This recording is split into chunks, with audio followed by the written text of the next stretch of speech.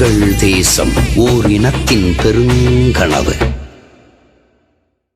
தமிழ் தேசிய நேயர்கள் அனைவருக்கும் அன்பு வணக்கம்.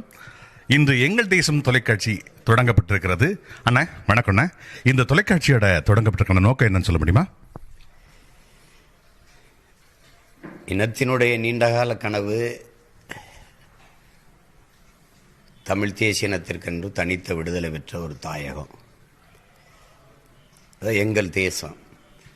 அதிலே இனத்தின் ஒரு பெருங்கனவு என்று தான் அது அந்த எங்கள் தேசத்தை தொடங்கியிருக்கு. பன்னெடுங்காலமாக இங்கே தமிழ் தேசிய இனத்திற்கென்று ஒரு அரசியல் இல்லை. அப்படி அவ்வப்போது உருவாகி எழுந்து வரும்போது அதை ஆதரிக்கிறதுக்கு இங்கே அச்சு ஊடகங்களோ அல்லது காட்சி ஊடகங்களோ இல்லை.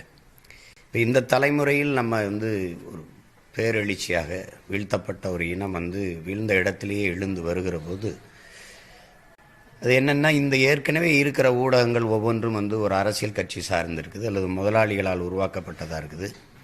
அது ஒரு தேசிய எழுச்சியை, ஒரு அரசியல் வலிமையை அவர்கள் அதிகாரத்தை கைப்பற்றுவதை அது விரும்புகிறதா இல்லை. அதனால் இதை நம்மளை பற்றிய செய்திகளை முற்றுமுழுதாக புறக்கணிப்பது, நிராகரிப்பது, ஒதுக்குவது, இந்த வேலைகளை செய்கிறாங்க. அப்போ நமக்கென்று பேசுவதற்கு, நமக்கென்று ஆதரவு கரம் நீட்டுவதற்கு யாருமற்ற நிலையில் தளித்து விடப்பட்ட ஒரு இனத்தின் மக்கள்னு தலைவர் சொன்னது மாதிரி, இப்போ நமக்கு இல்லை, இப்போ நம்மகிட்ட எது இல்லையோ, இப்போ நாமே ஊடகம் இல்லை, நம்மளை ஆதரிக்கலை, சரி விடு, நமக்கு நாமே ஊடகமாக மாறுவோங்கிற ஒரு முயற்சி தான் இது எங்கள் தேசம். இது தமிழ் தேசியத்தை தான் பேசுமானால் இது உலக அரசியலை பேசும், இந்தியா முழுமைக்கு இருக்கிற அரசியலை பேசும், உண்மையை பேசும். இது நம்ம அரசியலை மட்டும் பேசாது, எல்லாரும் எடுத்து வைக்கிற அரசியலையும் பேசும். அது எது சரியோ தவறோ எல்லாரும் சொல்கிறதையும் கேளுங்க, அதில் எது உண்மை நேர்மைன்னு பாருங்கள். இதுதான் நம்ம கோட்பாடு. அது எல்லாத்தையும் சொல்லும். நம்முடைய மொழி, கலை, இலக்கியம், பண்பாடு, வழிபாடு, நம்முடைய அரசியல், நம்ம பெண்களுக்கான பாதுகாப்பு, நம்முடைய நிலவள பாதுகாப்பு, நம்முடைய மண் வளம், காட்டு வளம், கனிம வள பாதுகாப்பு, நீர்வள பாதுகாப்பு, எல்லாவற்றையும் இது பேசும். அதனால் எல்லா மக்களுக்குமான உரிமைக்கான குரலாக இது இருக்கும். ஒட்டுமொத்த அதான் சொல்கிறோம், இது உலகத் தமிழர்களின் வலை தொலைக்காட்சி, தமிழ் மக்களின் மனசாட்சி, இப்படி தான் சொல்கிறாங்க. தமிழ் இனத்தின் மனசாட்சி. நம்மளை பற்றி பேசலை, நாம் பேசுகிறோம். எல்லாரையும் பற்றியும் பேசுகிறோம், நம்மளை புறக்கணித்தவர்களை பற்றியும் பேசுகிறோம். அதுதான் எங்கள் தேசம் அப்படிங்கிறது. இது இதுவரை இந்த நிலத்தில் இருக்கிற தொலைக்காட்சிகள், பெரிய பெருந்திரை தொலைக்காட்சி இருக்குல்ல, அதிலெல்லாம் இல்லாத அளவிற்கு செறிவான, ரொம்ப போற்றத்தக்க, எல்லோரும் ஏற்கத்தக்க நிகழ்வுகளை இதில் கொடுக்கும். அது எல்லாம் பாடும், இது எல்லாத்தையும் பேசும். அதனால் இது முழுமையான ஒரு வலை தொலைக்காட்சியாக இது இருக்கும். அதில் இதுக்காக இதை உருவாக்கணும்னு ஒரு பெருங்கனவு, தேசத்தின் கனவு மாதிரி பெருங்கனவு ஒவ்வொரு முறையும் நினைப்போம். அது இம்முறை எப்பாடுபட்டாவது கொண்டு வந்துடணுன்ட்டு இது பெருமுயற்சியில் தொடங்கியிருக்கு. இதை நாங்கள் தொடங்கிட்டோம். ஆப்ரஹாம் லிங்கன் கொடியை ஏற்றிட்டு பேசின போது நான் ஏற்றிட்டேன், இதை இறங்காமல் தொடர்ச்சியாக பறக்க விடுறதை பார்த்துக்க வேண்டியது உங்கள் பொறுப்புன்னு மக்கள்கிட்ட சொன்னது மாதிரி இதை தொடங்கிட்டோம்.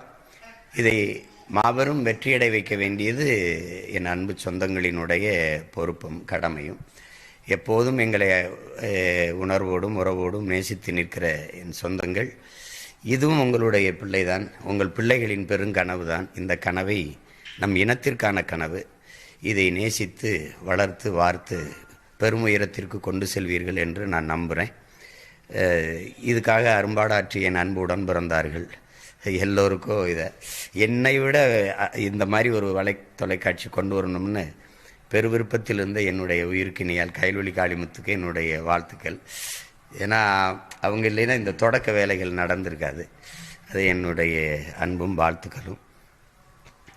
இதுக்காக அரும்பாடு ஆற்றி இருக்கிற ஒளிப்பதிவாளரும் நீ உட்பட என் தம்பிகள் பாலமுரளி, தபுசங்கர், ஐந்துவிலான், கலை, என் தம்பி அன்பு இளவல் பாக்கியராஜன், நம்முடைய தம்பி ராஜ்குமார், இங்கே ஒளிப்பட நிபுணராக இருக்கிற தாசு,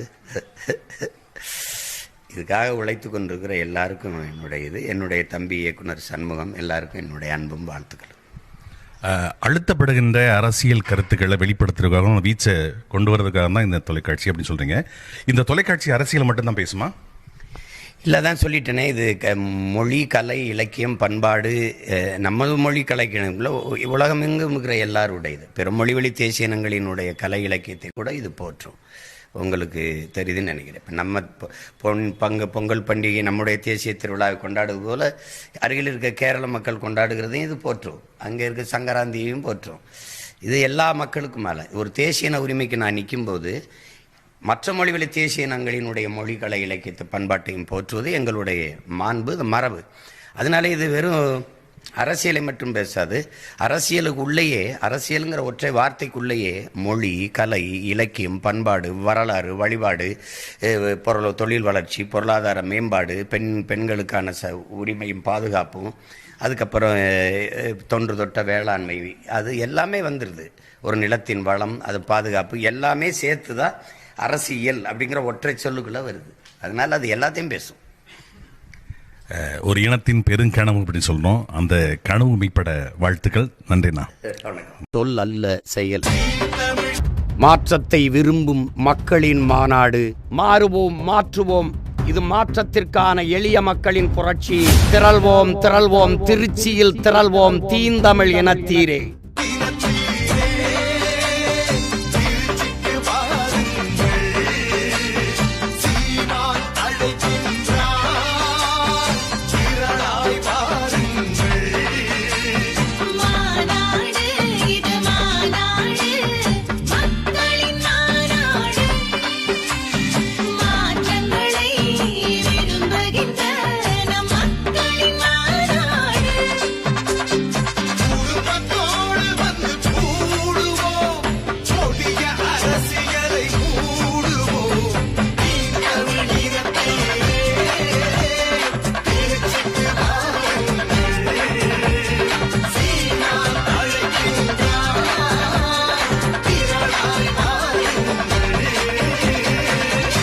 இது நம் இனத்தின் திருவிழா, எல்லோரும் கூடுவோம்.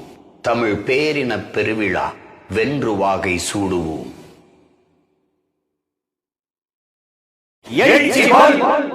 புரட்சி செய், திருச்சி நோக்கி புறப்படு.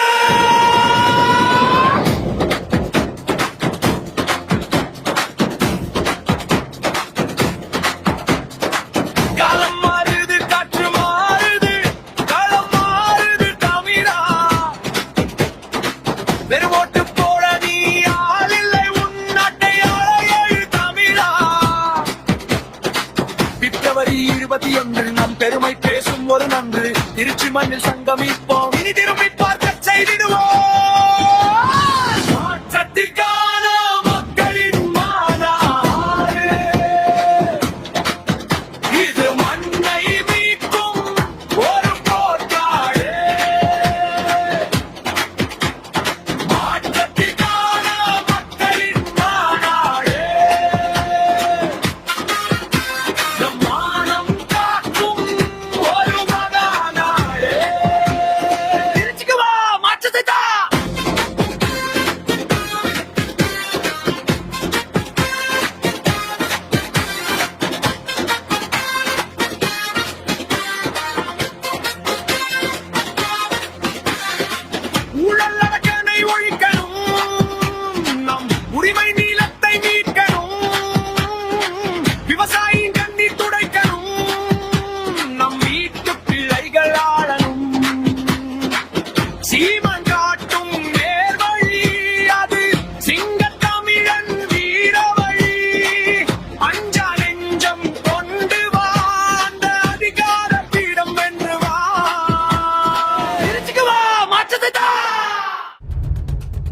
மாற்றத்தை விரும்பும் மக்களின் மாநாடு. மாறுவோம், மாற்றுவோம். இது மாற்றத்திற்கான எளிய மக்களின் புரட்சி. திரள்வோம், திரள்வோம், திருச்சியில் திரள்வோம், தீந்தமிழ் இனத்தீரே.